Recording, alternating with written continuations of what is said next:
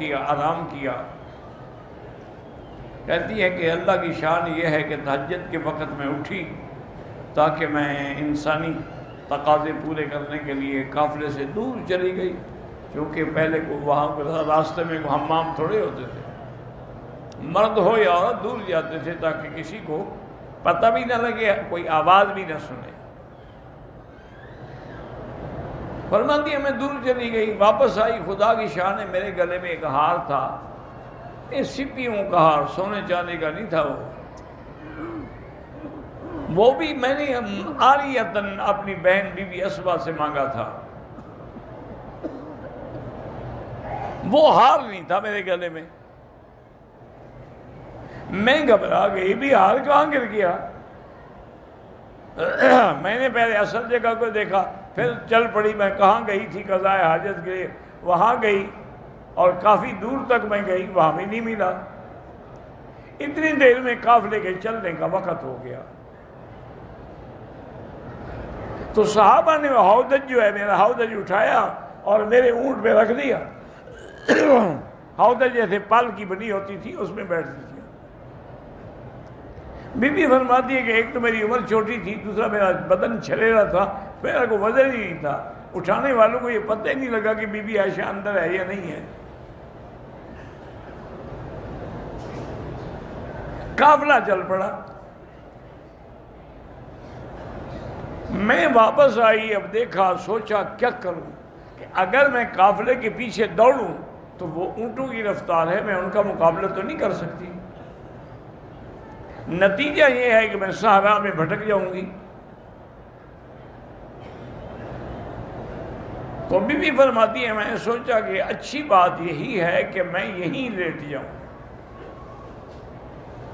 آخر جب یہ قافلہ رکے گا نماز کے لیے تو حضور میرے ہودج میں پتہ تو کریں گے نا، جب نہیں پائیں گے تو میری تلاش کریں گے۔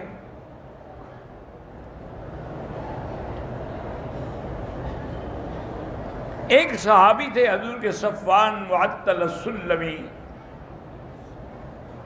اس کی ڈیوٹی یہ ہوتی تھی کہ وہ قافلے کے پیچھے چلتے تھے،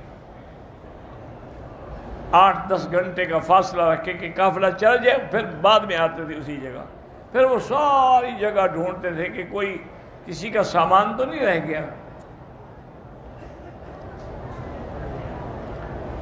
تو بیوی کہتی ہیں کہ وہ صفوان نے آ کے اونٹ بچھایا تو میں نے اٹھ کے دیکھا تو اس نے کہا انا للہ و انا الیہ راجعون، چونکہ مجھے وہ بچپن میں دیکھ چکے تھے، مجھے پہچان گئے کہ یہ تو حضور کی بیوی ہے، زوجہ امہات المومنین ہے، اس لیے انہوں نے کہا انا للہ و انا الیہ راجعون۔ اور آگے میرے قریب وہ اپنے اونٹ کو بٹھا دیا اور مجھے کہا کہ بی بی میں دور ہو جاتا ہوں، آپ اونٹ پہ بیٹھ جائیں۔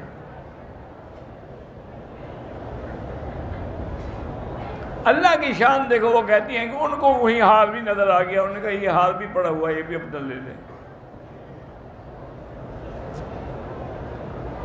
تو بی بی عائشہ فرماتی ہیں واللہ مجھے خدا کی قسم ہے میں نے ایسا پاک باز نوجوان زندگی میں نہیں دیکھا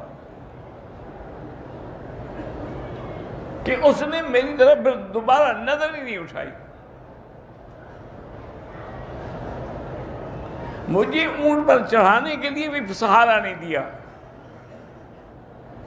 میں بیٹھ جاتی، پھر وہ آگے مہار پکڑ کے چل پڑتے اور میں اونٹ کے اوپر۔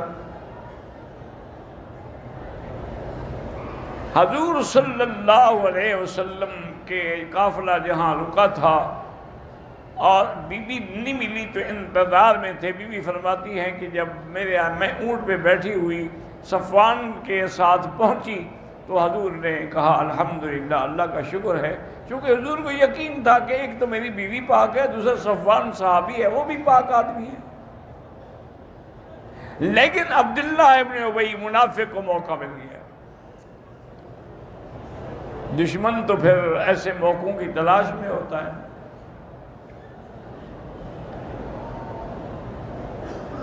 اس نے قافلے میں شور شروع کر دیا کہ جناب یہ ہو سکتا ہے کہ ایک نوجوان مرد ہو، ایک نوجوان لڑکی ہو اور اندھیرا ہو اور پوری رات ہو، اکیلے ہوں، اور وہ کیسے پاک صاف آ سکتی ہے؟ اس نے تہمت لگائی نعوذ باللہ سیدہ عائشہ پہ۔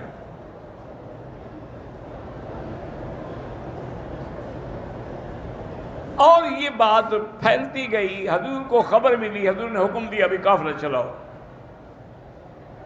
اب حضور نے مناسب یہی سمجھا کہ ابھی یہاں ہم تحقیق کریں، باتیں کریں، بات سے بات بڑھ جائے گی، آپ نے حکم دیا قافلہ چلاؤ۔ راستے میں ایک جگہ رکے تو وہاں کچا کنواں بنایا جاتا تھا پانی کے لیے، فوراً کھدائی کر کے پانی نکالا جاتا تھا۔ قاعدہ یہ تھا کہ جب کنواں نکالا جائے تو پہلے حضور کی مشکیزیں بھرے جائیں، پھر حضرت ابوبکر اور حضرت عمر کے مشکیزیں بھرے جائیں، اس کے بعد جو ہے پھر باقی لوگ بھریں۔ کنواں بنا، حضرت عمر کا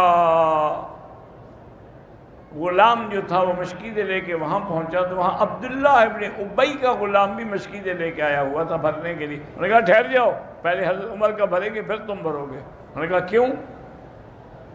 حضرت عمر کا کیوں زیادہ حق ہے؟ اس سے بات بڑھی، حضرت عمر کے غلام کے ہاتھ میں لاٹھی تھی، انہوں نے لاٹھی ماری تو اس کا سر پھاڑ دیا۔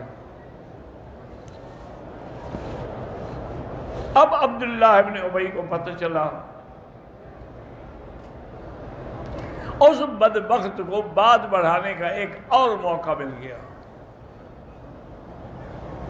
اور اس نے صحابہ کے شان میں جو گستاخی کی، یاد رکھو صحابہ کے شان میں گستاخی ہمیشہ کافر کرتا ہے یا منافق کرتا ہے، مومن نہیں کرتا۔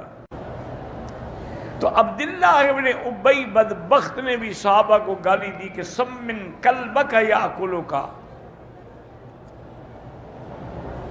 ایک محاورہ بھی ہے۔ اس نے اپنے ساتھیوں سے کہا اچھا اسی لیے کہتے ہیں اپنے کتے کو کھلاؤ پلاؤ تاکہ تمہیں کاٹ کھائیں، ہم نے ان کو کھلایا پلایا ابھی ہمیں کاٹتے ہیں۔ یعنی اس نے صحابہ کے بارے میں یہ بات کی، اور پھر ان سے کہا کہ دیکھو دو باتیں یاد رکھو، ایک تو واپس جانے کے بعد لا تنفقوا علی من عند رسول اللہ، حضور کے بعد جو لوگ ہیں ان کو مدد نہ دیا کرو، نہ کھانا نہ پیسہ نہ کھجوریں، کچھ نہ دو، جب کچھ نہیں دو گے خود بخود بھاگ جائیں گے۔ اور دوسری بات یہ کی کہ لئن رجعنا الی المدینۃ لیخرجن الاعز منها الاذل، کہ جب ہم مدینے جائیں گے جو غالب ہیں وہ کمزوروں کو نکال دیں گے، مانے کہ ہم غالب ہیں ہم نکال دیں گے ان کو۔ تو یہ بھی صحابہ کے خلاف اور عائشہ صدیقہ کے خلاف سازش کرنے والے کون تھے؟ منافق تھے۔ ہاں یہ اتفاق ہے، بعض مسلمان بھی بیچارے ان کے پراپگنڈے کا شکار ہو گئے، جیسے حضرت حسان شکار ہو گئے۔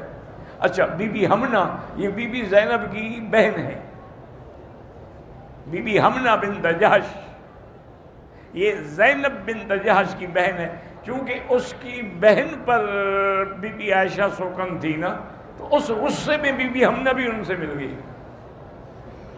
لیکن بی بی زینب نے کوئی بات نہیں کی۔ یہ اللہ کی شان ہے۔ اور جب واپس آئے حضور کی خدمت میں عبداللہ ابن ابی کا بیٹا حاضر ہوا، اس کا نام بھی عبداللہ تھا، عبداللہ ابن ابی۔ اچھا خدا کی شان ہے کہ باپ رئیس المنافقین تھا اور بیٹا مومن تھا پکا۔ وہ آیا اور نے کہا حضور مجھے پتہ لگا ہے کہ میرے باپ نے ایسی گستاخی کی ہے، آپ مجھے اجازت دیں میں اس کی گردن کاٹ کے آپ کے قدموں میں رکھوں۔ آپ نے فرمایا نہیں، لا تقتل، خبردار اپنے باپ کو کبھی قتل نہ کرنا۔ نے کہا حضور آپ کی گستاخی کے بعد وہ زندیق ہے۔ حضور بالکل نہیں، پھر لوگ کہیں گے کہ حضور اپنے ساتھیوں کو بھی قتل کرتے ہیں، ان کو موقع مل جائے گا اعتراض کریں، بس اللہ پہ چھوڑ دو۔ لیکن اس سے صبر نہیں ہوا، وہ اپنے گھر کے دروازے پہ آ کے کھڑا ہو گیا اور تلوار نکال لی۔ اس کا باپ آیا اور کہا ٹھہر جاؤ، جب تک تم یہ نہ کہو کہ میں ذلیل ہوں اور محمد اور اس کے ساتھی عزیز ہیں، اندر نہیں جا سکتے۔ تم نے ان کو ذلیل کہا ہے۔ لوگوں نے سمجھا تمہارا باپ سے کہا میرا باپ ہے تو کیا ہو گیا، اللہ کے نبی سے تو اس کی شان بڑی نہیں ہے نا۔ آخر اس نے کہا، جب اقرار کیا پھر اس نے دربار ہٹے کہا آپ جاؤ گھر میں۔ تو اس میں یہ بڑا اہم بڑا عظیم قصہ ہے، زندگی باقی تو بات باقی، واللہ اعلم۔ سابقہ درس میں نے عرض کیا تھا سیدہ عائشہ صدیقہ رضی اللہ تعالی عنہ کے بارے میں، اور وہ مفصل روایت جو ہے وہ خود بی بی عائشہ رضی اللہ تعالی عنہ سے ہے۔ وہ فرماتی ہیں کہ مجھے علم نہیں تھا کہ میرے اوپر اس قسم کا کوئی الزام لگایا گیا ہے، البتہ میں نے یہ محسوس کیا کہ حضور صلی اللہ علیہ وسلم کا لطف و کرم جو تھا وہ نہیں رہا۔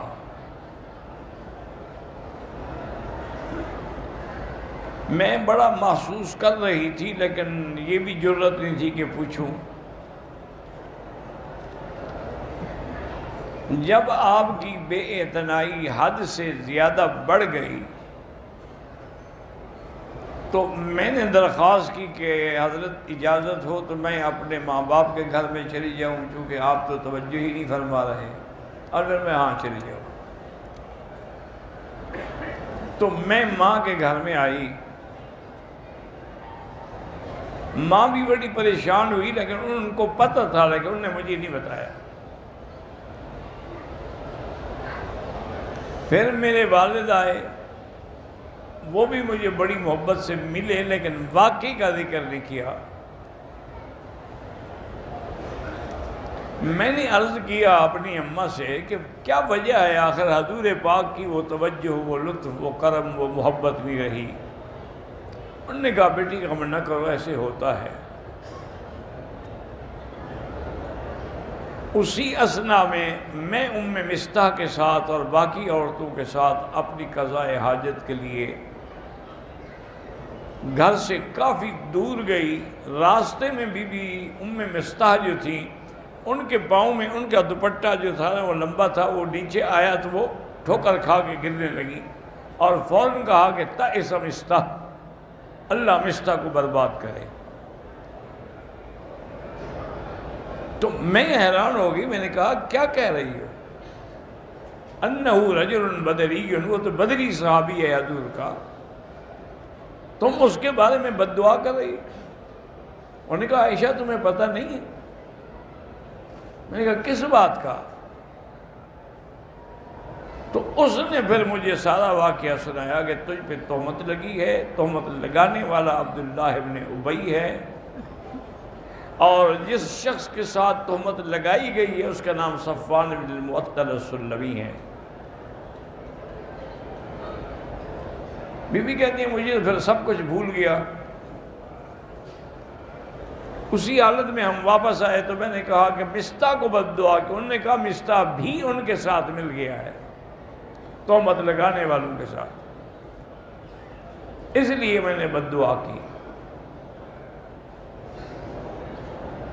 اور انہوں نے مجھے یہ بھی بتایا کہ تمہارے بی بی حمنہ جو ہے، حضور کی بیوی زینب بنت جہش کی بہن حمنہ بنت جہش، وہ بھی ان کے ساتھ ہے، اور حضرت حسان بھی ان کے ساتھ مل گئے۔ میں بڑی پریشان حال روتے ہوئے گھر آئی اور آ کے چارپائی پہ گر گئی۔ مجھے ماں نے تسلی دی کہ بیٹا ہوتا ہے، جب آپ جیسی خوبصورت بیوی ہو اور حضور جیسا محبوب شوہر ہو تو لوگ درمیان میں غلط فہمیاں پیدا کرتے ہیں۔ جب تم نے کوئی گناہ نہیں کیا ہے تو اللہ تعالیٰ تمہاری مدد فرمائیں گے، اس کو رونے سے کیا ہو جائے گا؟ اور بیوی فرماتی ہیں کہ حضور ہمارے گھر میں آتے تھے، یعنی والدہ کے گھر میں، لیکن میرے بارے میں نام بھی نہیں لیتے تھے، بس فقط اتنا پوچھتے تھے کیف تیکم، اس کا کیا حال ہے؟ نام بھی نہیں لیتے. پھر حضور پاک صلی اللہ علیہ وسلم نے حضرت سعد کو بلایا جو انصار کے سردار تھے. آپ نے فرمایا تم نے بھی سنا ہے یہ واقعہ؟ ان کا حضور میں نے سنا ہے، لیکن اگر آپ اجازت دیں تو میں اس بدبخت کی گردن اتار دوں، یا اگر میرے قبیلے نے ایسا کیا ہے پھر بھی میں ان کی گردن ماروں گا. لیکن اسید ابن حضیر کھڑے ہوئے، انہوں نے کہا کہ نہیں تم نہیں مارو گے، تو ان کی آپس میں بھی تکرار ہو گئی. حضور پاک نے فرمایا اچھا جاؤ تم لوگ، میں نے تو بلایا تھا کہ تم کوئی بات کرو گے، لیکن تم تو خود لڑنا شروع ہو گئے.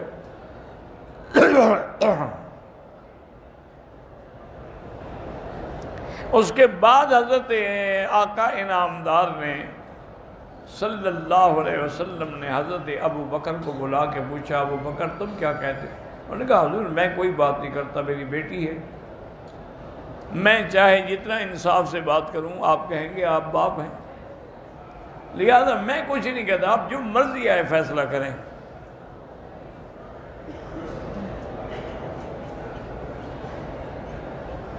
بی بی عائشہ فرماتی ہے کہ بی بی زینب سے بھی حضور نے مشورہ پوچھا، حالانکہ زینب تو میری سوکن تھی نا، لیکن اس نے کہا کہ یا رسول اللہ میں نے عائشہ میں کوئی برائی نہیں دیکھی. ہمیشہ وہ کہتی تھی کہ اللہ اس کو خوش رکھے کہ باوجود سوکن ہونے کے اس نے میری صفائی دی.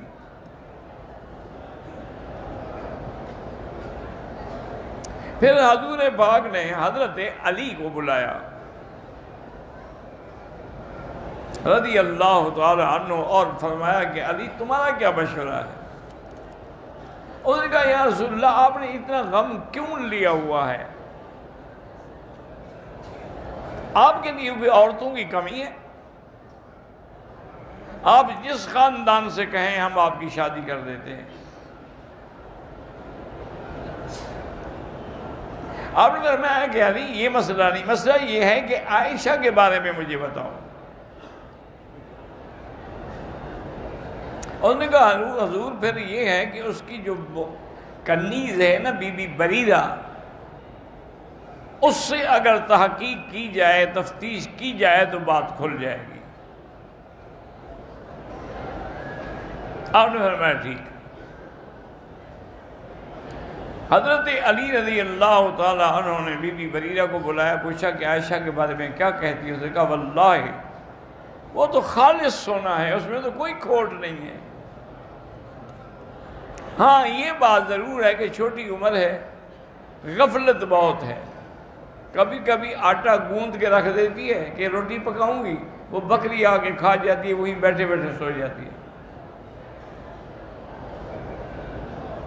حضرت علی غصے میں آ گئے، فرمانے کہ بریرہ بات سنو، میں تمہاری چمڑی ادھیڑ دوں گا، یہ حضور کا مسئلہ ہے، حضور پاک سے زیادہ ہمیں کوئی محبوب نہیں ہے. اس نے کہا تم میرے ٹکڑے کر ڈالو، جب بی بی پاک ہے میں کیا کہوں؟ میں نے اس میں کوئی عیب نہیں دیکھا.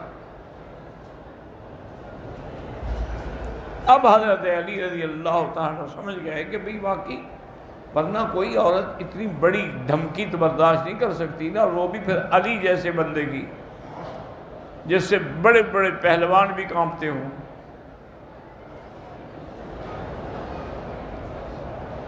پھر حضور پاک صلی اللہ علیہ وسلم نے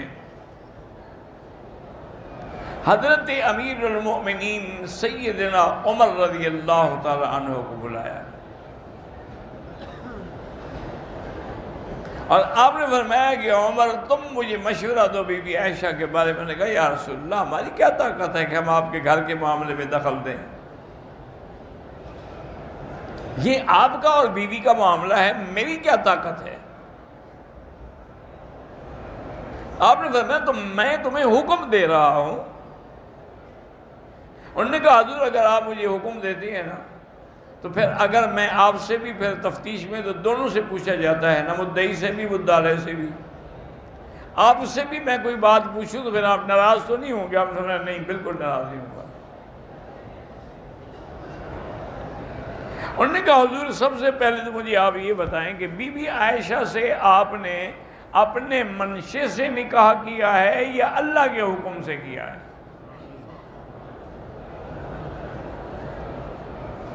حضرت عمر کا مقام تھی، کتنا بڑا ملہم ہے، کیسی بنیادی بات کی۔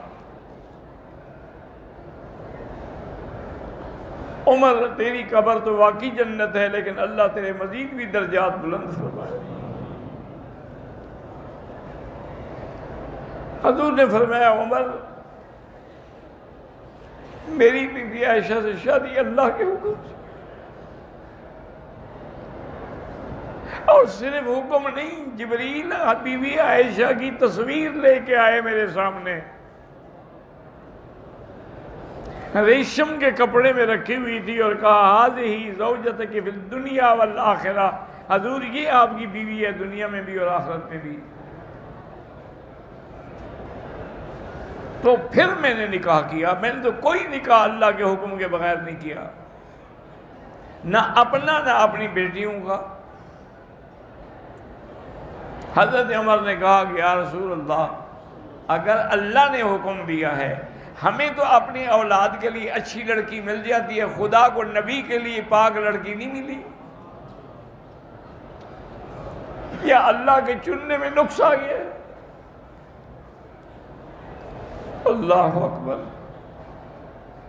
حضرت عمر فرماتے ہیں فَسُرِّ عَنْ رَسُولِ،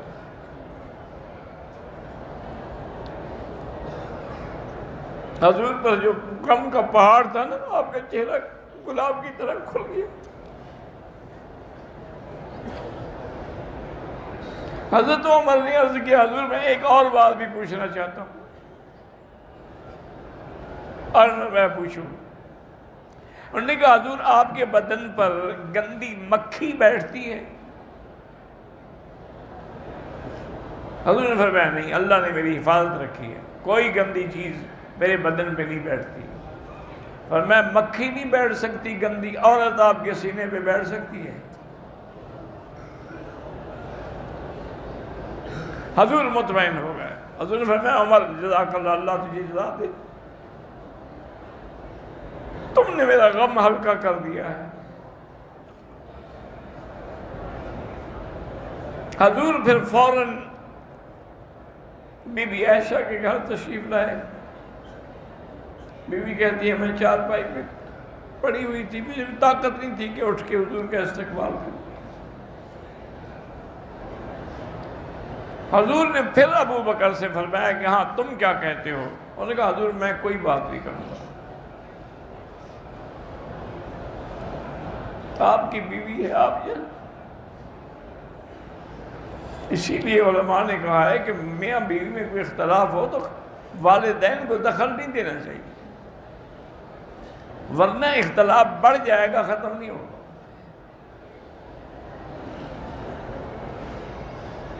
حضور نے فرماتی بیوی عائشہ کہتی ہے میری ماں سے پوچھا، اس نے کہا یا رسول اللہ میں اپنی بیٹی کے بارے میں کیسے بات کر سکتی ہوں، میں بھی کوئی بات نہیں کرتی۔ بی بی عائشہ فرماتی ہے میں دیکھ رہی تھی حضور پہ وحی اترنی شروع ہو گئی،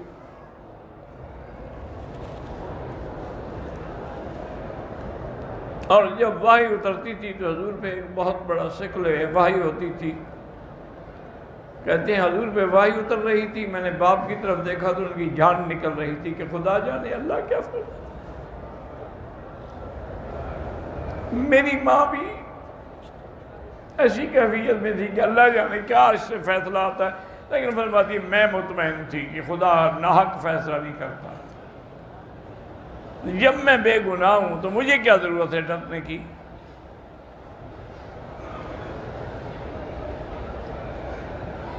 جب وحی ختم ہوئی تو حضور پاک نے فوراً فرمایا ابشری عائشہ ان اللہ برأک من فوق العرش،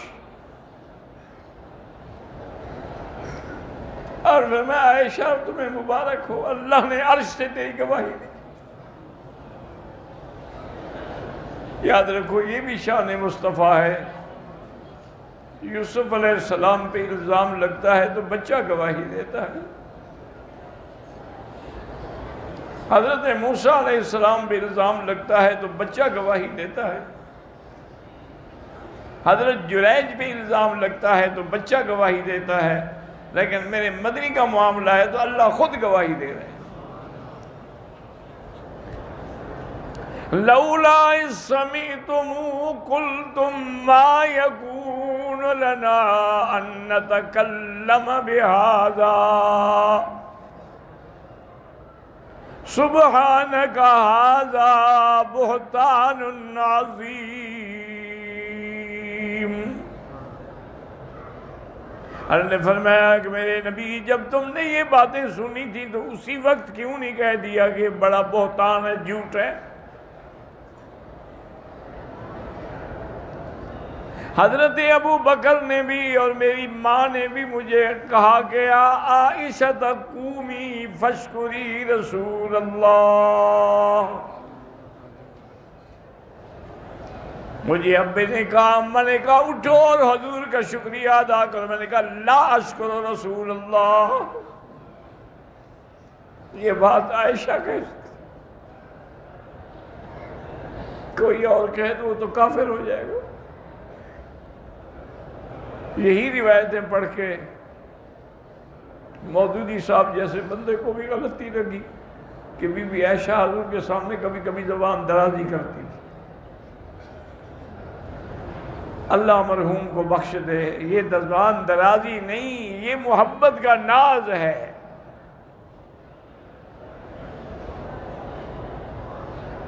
اس لیے بی بی عائشہ نے کہا کہ میں لا اشکر رسول اللہ بلیکن اشکر اللہ، میں اللہ کا شکر کروں گی جس نے مجھے بری کیا ہے۔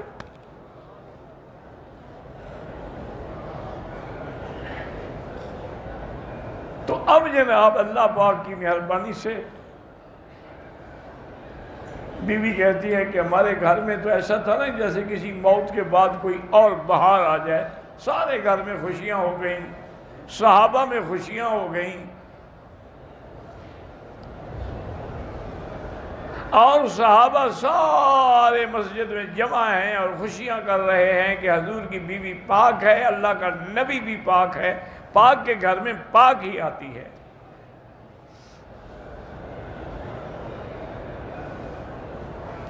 اور پھر اللہ نے ساتھ یہ بھی حکم دیا حضور کو کہ جو لوگ بی بی عائشہ پر تہمت لگانے میں شریک ہوئے ہیں، چونکہ انہوں نے جھوٹ باندھا ہے، ان کو 80 کوڑا مارا جائے، حد قذف۔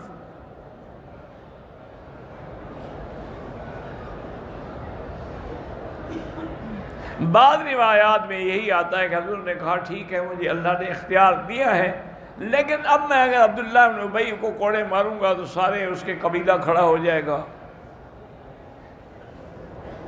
اس لیے حضور نے نہیں مارے کوڑے۔ بعض کہتے ہیں کہ چند کو مارے گئے اور چند کو نہیں مارے گئے۔ مصطح اور حسان کو بھی مارے گئے۔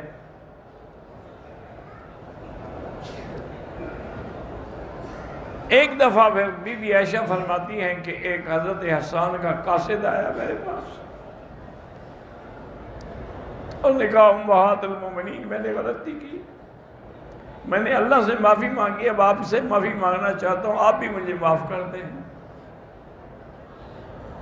تو آپ نے قاصد سے فرمایا اس کو کہہ دو کہ میں نے تو تمہیں معاف کر دیا تھا، لیکن اللہ نے تو تمہیں سزا دی ہے کہ اندھے ہو گئے ہو، اور سزا میں تمہیں دینا نہیں چاہتی۔ تو قصہ افک جو ہے وہ بھی اسی صورت مبارکہ میں ہے، اور قانون تقریباً یہی ہے کہ الخبیثات للخبیثین والخبیثون للخبیثات والطیبات للطیبین والطیبون للطیبات، کہ پلید عورتیں پلید لوگوں کے گھر میں آتی ہیں اور پاک پاکیزہ کے، لیکن کبھی اتفاق بھی ہو جاتا ہے، ایک اچھی عورت برے آدمی کے گھر میں بھی آ جاتی ہے، ایک اچھے آدمی کے گھر میں بری عورت بھی آ جاتی، یعنی یہ اکثر قاعدہ یہی ہے، لیکن کبھی کبھی اس کے الٹ بھی ہو جاتا ہے۔ اور اس کے بعد پھر اس صورت مبارکہ میں اللہ نے حد زنا کا بیان بھی فرمایا ہے. زندگی تو انشاءاللہ